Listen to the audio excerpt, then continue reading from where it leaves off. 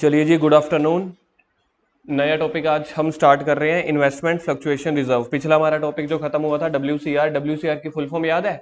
Workman compensation reserve. Workman compensation reserve WCR का मतलब ये होता था, हमने कुछ पैसा बचा के रखा हुआ है वर्कमैन के लिए। तो वर्कमैन हमसे क्लेम मांगने आ सकते हैं, रिटायरमेंट का, कोई इंजरी हो गई हो, दुकान में काम करते करते कुछ चोट लग गई हो, चाहे उनकी रिटायरमेंट के पैसे हों, कुछ भी उनका क्लेम है, तो हमने पहले ही पैसे बचा के रखे होते थे। जितना क्लेम मांगने आएंगे क्लेम वालों को दे देंगे, बाकी सारा पार्टनर्स में बांट देंगे। किस रेशो में? ओल्ड रेशो में। अगला टॉपिक है इन्वेस्टमेंट फ्लक्चुएशन रिजर्व। यहां से भी ये नाम से लग रहा है कि ये जर्नल रिजर्व है कि या स्पेसिफिक रिजर्व है, कोई स्पेसिफिक। जर्नल रिजर्व का तो नाम ही जर्नल रिजर्व होता है, उसको हम किसी भी पर्पस के लिए यूज कर सकते हैं। जब किसी रिजर्व के आगे कोई नाम लगा दिया हो तो उस नाम के लिए यूज कर सकते हैं। जैसे कि पेट्रोल रिजर्व। पेट्रोल रिजर्व का मतलब है कि उन पैसों से सिर्फ पेट्रोल भरवाएंगे। ठीक है। तो वर्कमैन कॉम्पनसेशन रिजर्व, वो वाला पैसा सिर्फ वर्कमैन को देने के काम आएगा। ये क्या है? Investment fluctuation reserve. सबसे पहले मेरे को यहाँ पे ना ये दो मतलब समझने पड़ेंगे। पहला रिजर्व। रिजर्व का मतलब होता है पैसा बचा के रखना। रिजर्व का मतलब मेरी जेब में जो पैसा पड़ा है, मेरी दुकान में, चाहे बैंक में रख लो, चाहे दुकान पे रख लो, घर पे रख लो, कहीं भी रख लो, मतलब पैसा बचा के रखना, उसको बोलते हैं रिजर्व। रिजर्व का दूसरा नाम होता है फंड, तीसरा नाम होता है बैलेंस, चौथा नाम होता है मेरा प्रॉफिट। कुछ भी बोल लो, टेक्निकली पेपर में क्या वर्ड आता है? रिजर्व आता है। तो रिजर्व मतलब मेरा बचा हुआ पैसा। अब मैंने पैसा क्या के लिए बचा के रखा हुआ है? इन्वेस्टमेंट फ्लक्चुएशन के लिए। फ्लक्चुएशन मतलब अप डाउन होना। फ्लक्चुएशन मतलब अप डाउन होना। इन्वेस्टमेंट के लिए है ये। इन्वेस्टमेंट का मतलब मेरे को यहाँ पे सबसे पहले समझना पड़ेगा। मैंने रिजर्व का मतलब समझ लिया, मेरा पैसा। फ्लक्चुएशन मतलब अप डाउन से बचने वाला, मतलब अप डाउन की सिचुएशन में रखा हुआ पैसा। क्या कि अप डाउन इन्वेस्टमेंट। इन्वेस्टमेंट का मतलब क्या होता है? ये देखो बैलेंस शीट बनाई हुई है। जब भी कोई कंपनी अपने पैसों को इन्वेस्ट करती है, जैसे कंपनी को पता है कि अभी इस टाइम पे मंदी चल रही है, ये कुछ भी लगा लो, मेरे पास फालतू पैसा पड़ा है, मैं अभी बिजनेस में नहीं लगा के रखना चाहता। एक साल के बाद हमने मशीनरी खरीदनी है, एक साल के बाद नए खर्चे आने हैं, अभी इन पैसों को इन्वेस्ट कर दो। जो एक समझदार बंदा होता है, घर पे कभी भी देख लेना, आपके घर पे कभी भी लाखों रुपए कैश नहीं पड़े होते। या बंदा बैंक में जमा करा देगा या FD करा लेगा। ठीक है। जो थोड़े और बड़े लोग होते हैं वो गोल्ड खरीद के रख लेते हैं, सोना खरीद के। क्यों? क्योंकि कल को सोने का रेट बढ़ता है, तो सोना खरीद के रख लो, कल को काम आ जाएगा। उससे और बड़े लोग होते हैं, वो क्या करते हैं? वो पैसा रख लेते हैं प्रॉपर्टी में। प्रॉपर्टी सर, वो कोई ना कोई एक ना जमीन खरीद के रख लेंगे कि कल को रेंट पे चढ़ा देंगे, या इधर कोई फैक्ट्री डाल देंगे, या कुछ भी है, शोरूम बना लेंगे, तो उसको बोलते हैं। तो हाँ, तो उसको बोलते हैं इन्वेस्ट करना। तो आप अपने पैसों को सिर्फ बैंक में नहीं इन्वेस्ट करते। इन्वेस्ट करने के बड़े सारे तरीके होते हैं। गोल्ड में इन्वेस्ट कर दो, प्रॉपर्टी में इन्वेस्ट कर दो, बैंक में FD करा लो, या फिर आप किसी कंपनी के शेयर्स खरीद लो। शेयर्स के प्राइस भी अप डाउन होते रहते हैं। आपने कंपनी में शेयर के प्राइस, शेयर्स खरीद के रख लिए, आपको पता है कि इस कंपनी के शेयर का प्राइस कल को बढ़ जाएगा, प्रॉपर्टी का रेट कल को बढ़ जाएगा, जब बढ़ जाएंगे तब बेच देना। इससे क्या होगा? आप प्रॉफिट भी कमा लोगे। तो यहां पे समझ लो, मैं मेन यहां पे अब टॉपिक क्या लेके चलूंगा।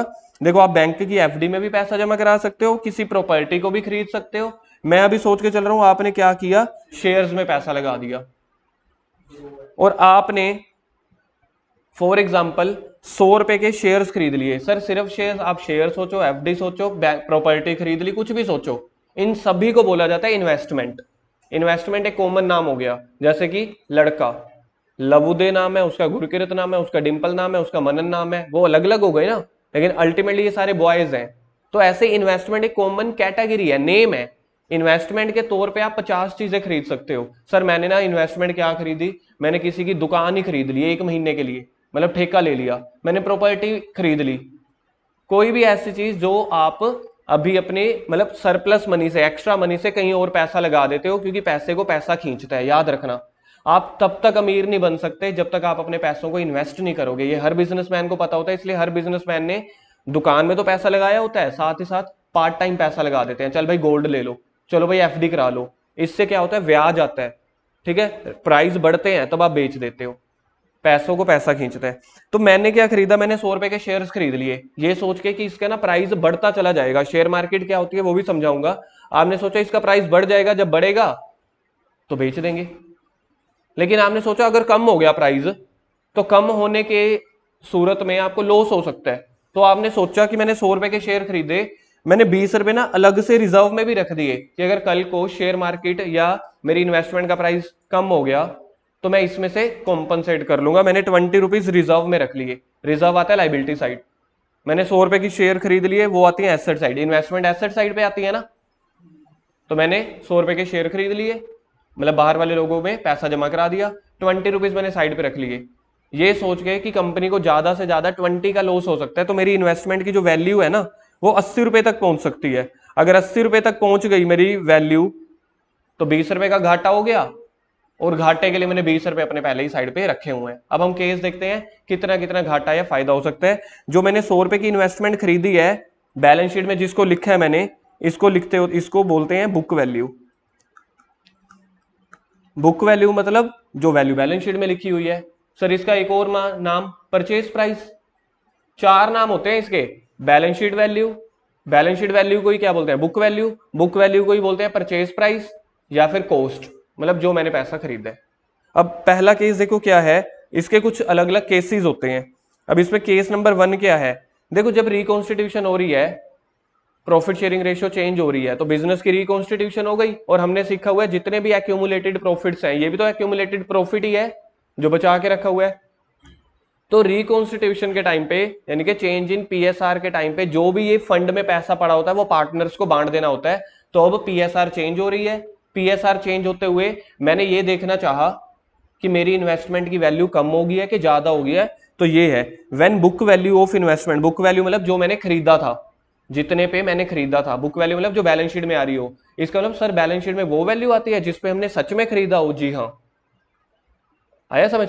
मैंने 100 रुपए की इन्वेस्टमेंट खरीदी, तो केस नंबर 1 है when book value of investment है 100 रुपए, मार्केट वैल्यू भी 100 रुपए है, क्या मेरे को कोई प्रॉफिट या लॉस हुआ? मैंने 100 रुपए के शेयर खरीदे थे, आज भी उसका रेट 100 रुपए है, लेकिन पीएसआर चेंज हो रही है, मेरे रिजर्व में कितने पैसे पड़े थे, 20 रुपीज, मेरे रिजर्व में 20 रुपीज पड़े थे, अब 20 रुपीज किस काम आएंगे, पार्टनर्स को बांट देंगे। तो एंट्री क्या बन जाएगी, देखो एंट्री बन जाएगी IFR account debit, investment fluctuation reserve account debit to old partners capital account. किस रेशो में, ओल्ड रेशो में। जितने भी पार्टनर्स हैं ये 20 रुपए आपने उनको बांट देने हैं। जो पार्टनर्स का नाम होगा तो ABC लिख देंगे, रेशो ओल्ड रेशो, ये देखो अभी तो लिखा है। क्या पहला केस समझ आ गया? ऐसे ही WCR का भी तो ऐसा ही था, जब WCR समझ लो 20 रुपीज है, क्लेम मांगने आ गई 0, तो एंट्री करते थे WCR account debit to partners capital account. यहाँ पे WCR की जगह वर्ड आ गया IFR। क्या पहला केस समझ में आया? क्या पहले केस में कोई प्रॉफिट हुआ है? नहीं। कोई लॉस हुआ है? नहीं। तो जो 20 रुपए मैंने बचा के रखे थे पार्टनर्स में बांट दिए, क्योंकि अल्टीमेटली तो पार्टनर्स का पैसा है ना। सर बांटे क्यों? क्योंकि बिजनेस चेंज हो रहा है, रिकॉन्स्टिट्यूट हो रही है, तो रिकॉन्स्टिट्यूट के टाइम पे एक रूल होता है, सारे जो भी प्रॉफिट्स बचे हुए हैं उनको बांट दो, तो बांट दिया। केस नंबर 2, केस नंबर 2 में देखो क्या लिखा हुआ है, when market value less than book value. Market value मतलब डाउन हो गई, कहने का मतलब मेरे को घाटा हो गया। बुक वैल्यू मतलब मेरा परचेज प्राइस। अब देखो क्या लिखा हुआ है, 100 रुपए की चीज खरीदी, 92 की होगी, कितने का घाटा हुआ? खुशकिरण समझ में आया? मैंने चीज खरीदी हुई है 100 रुपए की, रिकॉन्स्टिट्यूशन के टाइम पे जब पीएसआर चेंज कर रहे हैं, मैंने मार्केट में पता किया तो देखा जी इसका प्राइस तो 92 हो रखा है, कितने का लॉस हुआ? गर्व को नहीं समझ आया,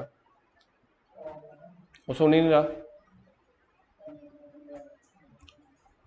2 मिनट बढ़ गए, या तो एक्टिव बैठेंगे नहीं तो 2-2 मिनट बढ़ते चले जाएंगे। ठीक है डिंपल, इसके बाद से नहीं जी नहीं, चलो चलो चलो कोई ना। 100 रुपए की मैंने चीज खरीदी, मार्केट वैल्यू आज उसका रेट हो गया 92 रुपीज, कितने का घाटा हुआ? 8 रुपए का। लेकिन मैंने अपने घाटे को बचाने के लिए रिजर्व में कितने पैसे रखे हुए थे? तो 20 रुपीज में से 8 रुपए इस घाटे को मैं कॉम्पनसेट कर लूंगा, बाकी 12 रुपए पार्टनर्स में बांट दूंगा। सर इसका मतलब सेम वही तो है WCR वाला, वहां पे क्लेम में बांट देते थे, यहाँ पे एसेट्स में बांट देंगे। तो एंट्री देखो क्या बनी, एंट्री बनी investment fluctuation reserve IFR account debit. IFR को तो 20 से ही डेबिट करना, क्योंकि मेरे पास 20 रुपीज का पड़ा है। क्लेम में कितना गया? क्लेम यानी कि इन्वेस्टमेंट कितने से डाउन हुई है? 8 रुपए से, तो 2 इन्वेस्टमेंट में लिख दो 8 रुपए, पार्टनर्स को बाकी 12 रुपए बांट दो। सर अगर यहाँ पे पार्टनर्स के नेम होते तो 2A 2B आ जाता, 6 रुपए। जब आप इन्वेस्टमेंट खरीदते हैं, कोई एसेट खरीदने की जर्नल एंट्री याद है आपको क्या होती है? Machine account debit to cash. जब भी कोई एसेट आती है यानी कि बढ़ रही है तो डेबिट हो जाती है, जब कोई एसेट जा रही है, अब मशीन की वैल्यू मेरी 100 रुपए से कम होकर 92 रह गई है ना, तो आई है कि गई है? गई है तो क्रेडिट हो जाएगी। रियल रूल, रियल रूल कहता है डेबिट कर दो what comes in, credit what goes out. जो यहाँ पे मेरी वैल्यू गई है, गई होने का मतलब कम हुई है, तो क्रेडिट हो गया। सेम इसी को अब WCR सोच के देखो, WCR अकाउंट डेबिट 20 रुपए, टू क्लेम 8 रुपए, टू पार्टनर्स कैपिटल 12 रुपए। अगर आप ध्यान से देखोगे सिर्फ नाम चेंज हो रहे हैं, WCR की जगह IFR आ गया, क्लेम की जगह इन्वेस्टमेंट आ गया। केस नंबर 2 का पार्ट ए खत्म हो गया। जब लॉस जो है ना 8 रुपए का लॉस है आपके रिजर्व से कम है। अब सेकंड में देखो, अगर लॉस हो गया IFR से ज्यादा, सर IFR में हमने कितने पैसे बचा के रखे हुए हैं, 20 रुपीज। लॉस हो गया, मार्केट वैल्यू हो गई उसकी 77, मेरी बुक वैल्यू कितनी थी 100 रुपए की, अब वैल्यू कितनी बच गई है 77, कितने का लॉस हुआ 23 का लॉस हुआ। IFR में कितने पैसे पड़े हैं 20, तो ये केस है जब लॉस IFR से भी एक्सीड हो जाए। 20 रुपीज में IFR से कवर कर लूंगा, बाकी 3 रुपए पार्टनर से, एक्स्ट्रा लॉस। हाँ, ये वाला क्या है, क्वेश्चन में अपनी इन्वेस्टमेंट की वैल्यू कितनी थी, इन्वेस्टमेंट की बुक वैल्यू थी 100 रुपए की, मार्केट वैल्यू उसकी रह गई 77 की, तो कंपनी को कितने का नुकसान हो गया 23 का। IFR में मैंने 20 रुपीज बचा के रखे हुए हैं, तो बाकी 3 रुपए और कौन से लेंगे, एक्स्ट्रा लॉस पार्टनर से। इसकी एंट्री देखो क्या होगी, IFR अकाउंट डेबिट 20, क्योंकि IFR में तो 20 रुपीज पड़े हैं। अब जो एक्स्ट्रा लॉस हो गया, एक्स्ट्रा लॉस हम डालते हैं रीवैल्यूएशन के थ्रू, 3 रुपए टू इन्वेस्टमेंट, इन्वेस्टमेंट की वैल्यू कितनी डाउन हुई है 23, तो देखो 23 लिख दिया। अब ये 3 रुपए जो एक्स्ट्रा लॉस हुआ है पार्टनर से ले लो, partners capital account debit to revaluation 3 रुपए, old partners capital account debit, ये देखो old partners capital account debit to revaluation 3 rupees. ये कौन सा केस है, जब एक्स्ट्रा लॉस आ जाए, चाहे WCR का केस होता था चाहे ये, एक्स्ट्रा लॉस हमेशा 2 एंट्रियों में कवर होता है। पहली entry WCR account debit 20, revaluation account debit 3, to investment. To investment तो उतने से आएगा जितनी टोटल वैल्यू डाउन हुई हो, और बाकी फिर जो 3 रुपए का एक्स्ट्रा लॉस है ये वाला पार्टनर से ले लो, पार्टनर्स की capital account debit to revolution. Case 2 का पार्ट नंबर 3, जब लॉस की वैल्यू रिजर्व के बराबर हो, तो इस केस में 100 रुपए की बुक वैल्यू थी, मार्केट वैल्यू रह गई होगी 80 रुपीज, कितने का घाटा हुआ, देखो मार्केट वैल्यू रह गई 80 रुपीज, बुक वैल्यू थी 100 रुपए, तो लॉस कितने का हुआ 20, सारा का सारा लॉस कहां से कवर कर लूंगा IFR से। कोई एक्स्ट्रा लॉस हुआ यहाँ पे नहीं, तो एंट्री क्या बन जाएगी, IFR account debit to investment, जितने की वैल्यू डाउन हुई उसका नाम। सर अगर यहाँ पे WCR होता, WCR account debit to claim partners के लिए कुछ बच रहा है, यहाँ पे कुछ नहीं बच रहा। केस 2 खत्म हो गया। केस 3 में अगर मार्केट वैल्यू है 108 रुपए, बुक वैल्यू कितनी थी 100 वाली चीज 108 में हो गई, गेन हो गया ना, किसको बांटेंगे पार्टनर्स को। तो सबसे पहले IFR अकाउंट डेबिट, एक पार्टनर्स को पता है कितने का प्रॉफिट होने वाला है, 20 रुपीज जो बचा के रखे हुए थे 8 ऊपर, तो पहले तो जो 20 रुपीज है वो बांट दो, IFR account debit to old partners capital account. हाँ, पहले तो जो 20 रुपीज है वो बांट दो, क्योंकि वैल्यू तो ऊपर हो गई है ना, तो 20 रुपए वो बच गए, पहले 20 रुपए बांट दिए IFR account debit to old partners capital account. फिर जो बाकी 8 रुपए हैं, अब इन्वेस्टमेंट को डेबिट कर रहा हूं, पहला ऐसा केस आया, क्यों, क्योंकि प्रॉफिट वाला केस ही अभी आया है, तो जब प्रॉफिट होएगा तो इन्वेस्टमेंट की वैल्यू डेबिट हो जाएगी, क्यों, क्योंकि वैल्यू आ रही है, debit but comes in, value बढ़ रही है ना, बढ़ना मतलब आना, तो investment account debit to revaluation account debit to old partners capital account. पहले 20 रुपीज को बांटना है, फिर जो 8 रुपए उसको बांटना है। जब भी एक्स्ट्रा प्रॉफिट या एक्स्ट्रा लॉस होता है तो 2 एंट्री के थ्रू होता है। नेट एंट्री ये है, IFR अकाउंट डेबिट 20 रुपए, इन्वेस्टमेंट कितने से बढ़ी है 8 रुपए, to old partners capital account. Revaluation वाली मांगते हैं यार वो, आप ऐसे कर सकते हो, IFR account debit, investment account debit to old partners to revaluation, फिर रीवैल्यूएशन टू पार्टनर्स कैपिटल। चलो एक क्वेश्चन कर रहे हैं छोटा सा, नहीं तो क्वेश्चन समझ नहीं आएगा, प्लीज एग्जाम्पल, ज्यादा बड़ा नहीं करवा रहा, छोटा सा क्वेश्चन करवा रहा हूं। वैसे तो देखो 5 केसेस वाला क्वेश्चन होता है, मैं सिर्फ 2 केसेस वाला करवाऊंगा। एग्जाम्पल नंबर इधर लिख लो, IFR 50,000, इन्वेस्टमेंट, 2 लाइनों की बैलेंस शीट बनाना, सिर्फ इन्वेस्टमेंट है 4 लाख। सैटरडे ना होता फिर तो मैं 5 के 5 केस ही कराता, अभी सिर्फ मैं 2 केस करा रहा हूं, ज्यादा नहीं। Case number 1, if market value of investment is 3,20,000. Case 2, if market value is 4,75,000. बस ये 2 केस कर रहे हैं।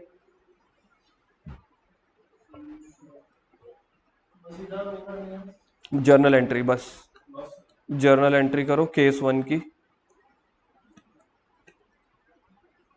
केस 1 में पहले मेरे को बताओ प्रॉफिट हुआ है कि लॉस हुआ है? लॉस बताओ कितना हुआ है? लॉस का फॉर्मूला होता है book value minus market value. 4 lakh की वैल्यू थी, 320 रह गई, कितने का लॉस हुआ? 80,000 का। पार्टनर्स के लिए कुछ पैसा बचा यहाँ पे? नहीं। तो पहले सारा का सारा आईएफआर में से निकाल लो। आईएफआर में पड़े थे 50,000, तो आईएफआर जितने से है उतने से ही डेबिट करना पड़ेगा। IFR account debit. Extra loss कितना हुआ है? 30,000, तो उसको लिखते हैं रीवैल्यूएशन अकाउंट।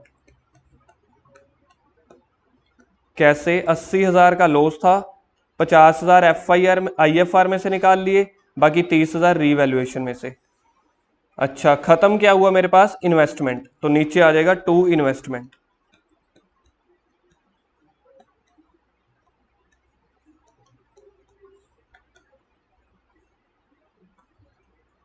अगली एंट्री आप लोग मुझे बताओ क्या होनी चाहिए? हाँ, partners capital account debit to revaluation, क्योंकि एक्स्ट्रा लॉस जो हुआ है ना वो सारा पार्टनर्स के अकाउंट में से लेंगे, तो partners capital account debit to revaluation.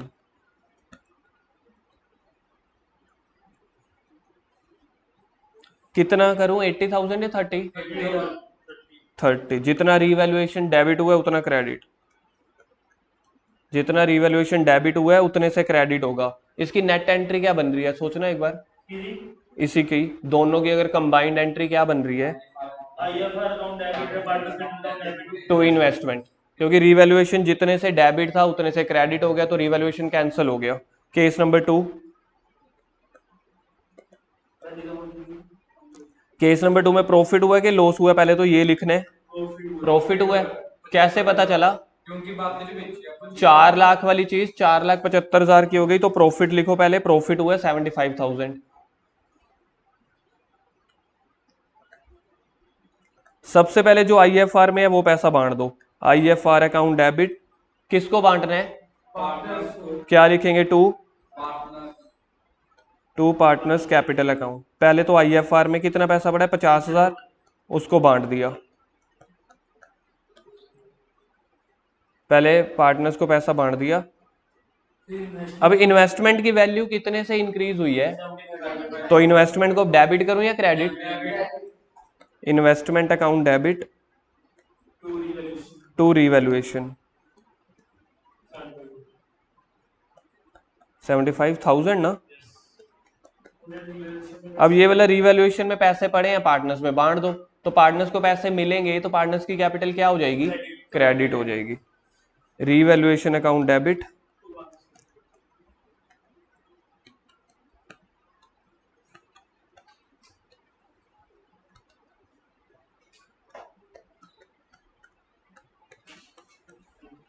एक मिनट, सिर्फ 1 मिनट के लिए यही वाले दोनों केसेस एक बार पहले देखो प्लीज। 1 मिनट लगेगा। हाँ हाँ हाँ, जो सिर्फ अभी क्वेश्चन की है।